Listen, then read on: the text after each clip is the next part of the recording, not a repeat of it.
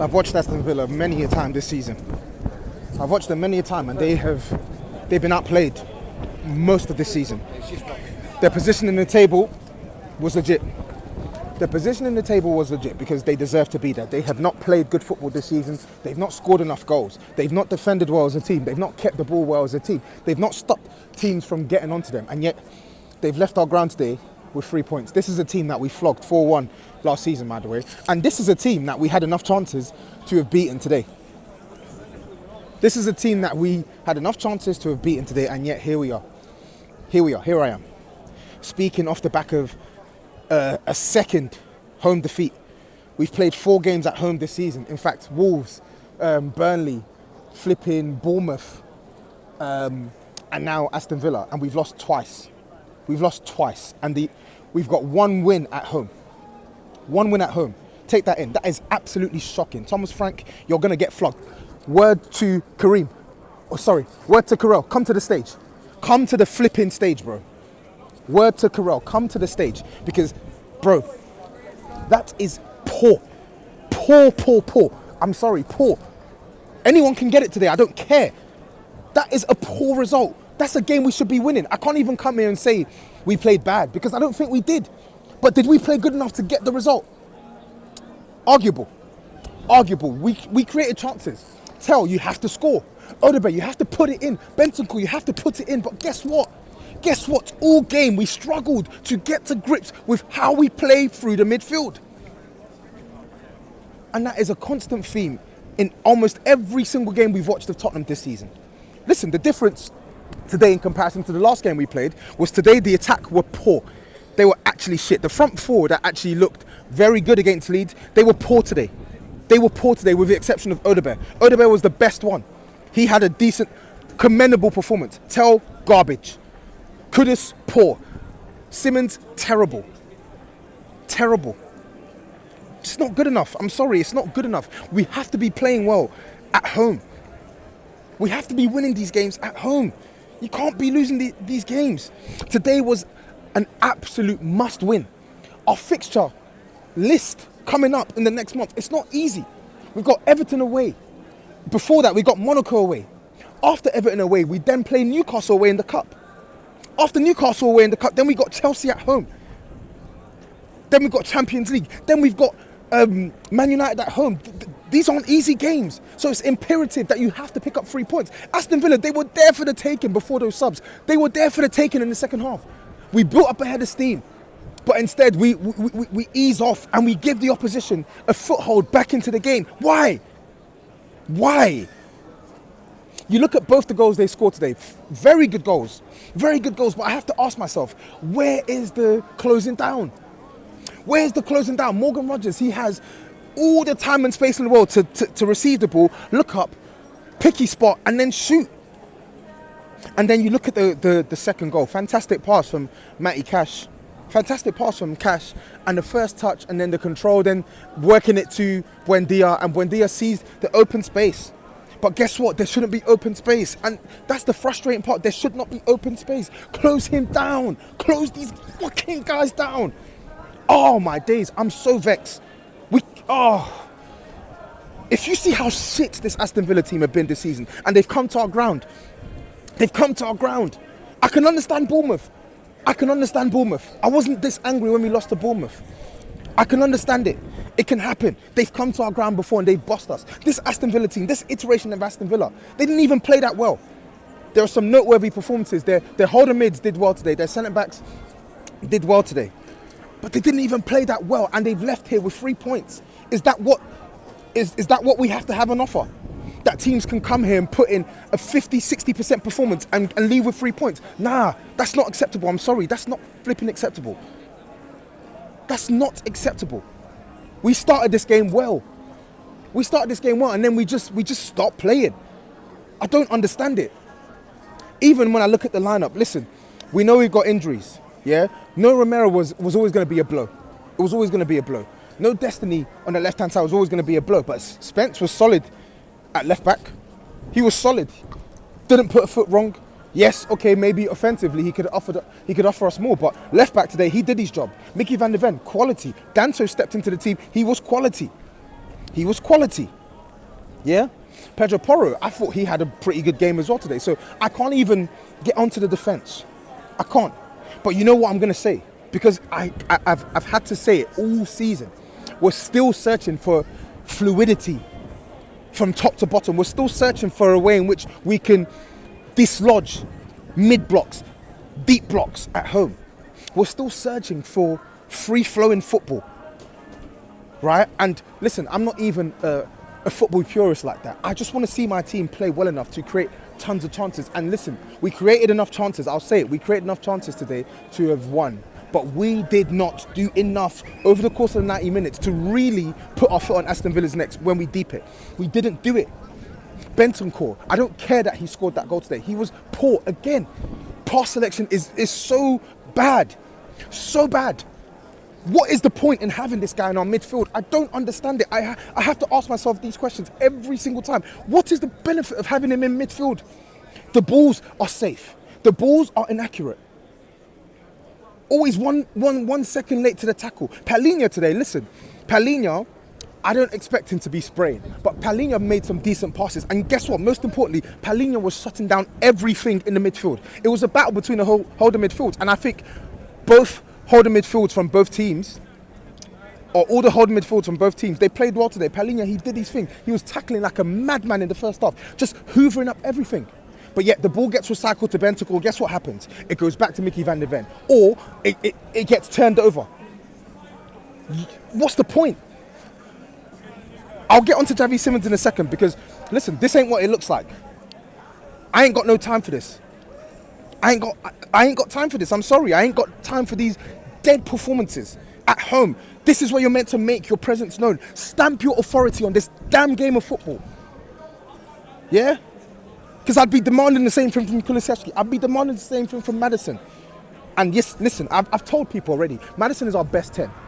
I've been saying that and I'll keep saying it. But I ain't even going to try and use this as an opportunity to point score because Javi Simons is a very good player. This is a very good player. This is a quality signing for Spurs. But he needs to show himself and assert himself more in these games. He has to. He has to. You can't be on this Lele thing. I'm sorry. I tried to defend it in the first half. And it's not even a defence because it's just calling it what it is. Javi's trying to operate in the pockets and we can't find him.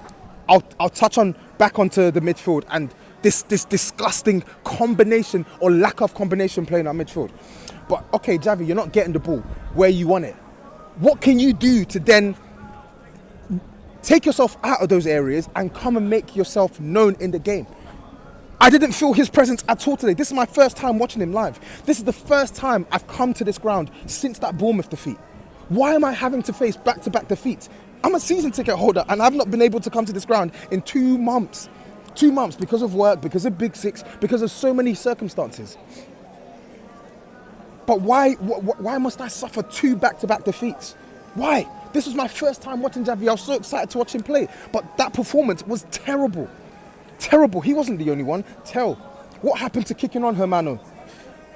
I understand the team needs to do more to get the likes of Tell and Simons into the game, but they need to help us. They need to help us. Tell, you can't miss the ball in those moments. You have to connect. You have to fucking connect. Connect with the ball and you score. It's that simple. Kudus today. So many times in the second half where he got the ball in comparison to the first half. The first half, we weren't getting the ball into the right areas quick enough or enough at all. But second half, Kudus, you had opportunities, moments to try and make the impact that we know you're capable of, that you've made throughout the season. And it just wasn't there. It was a very, very, very, very, very poor game for our attackers. As I said, Odegaard is the only one that can hold his head up high of all the front four. He can hold his head up high because he did his thing today. He worked Aston Villa. He created opportunities. He probably should have scored. In fact, he definitely should have scored. But there was a hint of handball there, maybe. But again, I'm going to talk about the dysfunctional issues with our team. But I want to not take pressure off these players because fundamentally we need these players to perform. Okay, yes, you're not having it your way. You're not getting the ball enough. You're not getting the chances spoon-fed to you. But what can you do in spite of that to make your impact in the game? And it felt like today we was just searching and searching and searching. And then even the subs that came on. Richarlison came on and somehow puts in a worse performance than Tell. Useless. Honestly, useless. And this reinforces why we should have sold him in the summer. We know that Richarlison is capable of scoring goals. He sniffs goals, etc. But fundamentally, he's not good enough. He isn't. Muani came on. It's poor. Poor. But I'm going to now talk about the team dynamics. Because we have seen this double pivot start 3 successive games at home. And in all 3 games, we haven't won. They started against Bournemouth, we lost. They started against Wolves, we drew. They started against Aston Villa, we've lost. When are you going to learn, Thomas Frank? I'm sorry. I like you, brother, but you ain't above critique. You ain't above criticism. Stop with this midfield. It's too negative. It's too passive. We are so toothless when it comes to playing through the fucking midfield. So many times in that first half, I was screaming, play the ball into Javi. We get the ball, we get it to Bentancur or Palhinha, and then we work it wide. We play it back and sides, back to Van de Ven or through the sides to the fullbacks or the wingers. No, play through the midfield. What is the point in signing a 10 who is exclusively bought to operate in between the lines, yet we don't want to play the ball in between the lines? It doesn't make sense. Stop bypassing the midfield. Stop it, because it's hurting us. Right? It's instruction. Play through the midfield. Tell these men, be braver. Play these passes. Play it. But beyond the tactics, it's the selection. We already know Bentancur's limitations. We know it. We know Palhinha's limitations on the ball. And yet he persists. You could have gone with Archie Gray today. The last 2 cameos he's had, he's played well. And yet he hasn't had a sniff. He hasn't had a sniff. Why? Why? I don't get it. Just be more brave. At home, you need to put your foot on these teams' necks. I don't care. We are Tottenham Hotspur. We're not Burnley, bro. At home, put your foot on the necks. Stop playing these men who are too safe, too toothless with the ball. I'm so sick of it. Stop this double pivot. It needs to end. Play Gray in the midfield. Play Bergvall in the midfield next to Palhinha. You saw Palhinha. He can shut down the attacks. So then that second role in the double pivot, it should be reserved for someone who's going to think forward, whether that's making runs into the box to score, or whether that's someone who's going to carry the ball, or whether that's someone who's going to pass the ball. We need a different balance there, because it's not working currently. And then, okay, cool. You play it. You want to be reserved, but you're chasing the game. It's 1-1. In fact, no, it's 2-1 now. Why am I still seeing Bentancur and Palhinha on the pitch? It took, the 80-something minute for him to finally take one of them off and bring on Sarr. I just don't understand it. I don't get it. Thomas, bro, you've had a good start, but it's been a good start with issues. And brother, all I'm doing is just trying to understand and offer solutions for these issues. Listen, I'm not a paid coach. I'm a nobody when it comes to professional football. I'm just a fan. But as a fan, I'm watching these things, I'm watching these dynamics unfold, and I'm not liking it. We bypass the midfield, we take way too long to make the changes, to get the more adventurous midfielders onto the pitch. We know we're suffering with injury. No Romero today, no Destiny, no Maddison, no Kulusevski, no Solanke, a half-fit Muani, no Basuma. I get it, brother. I know we're injury-stricken or struck, whatever word you want to use. But the fact of the matter is we had enough at our disposal to win this game, and we showed it in spells today. But the problem is we're searching for a complete 90-minute performance. And even if you can't give us the 90-minute performance, give us the win. Put the players in the right positions, deploy the right tactics to get the win, even if the performance isn't flawless. Just frustrating, bro. This was the last thing we needed. Why are we dropping these points? Silly points dropped at home. 4 points, out of a possible 12. That is pathetic. Sort it out. Sort it out.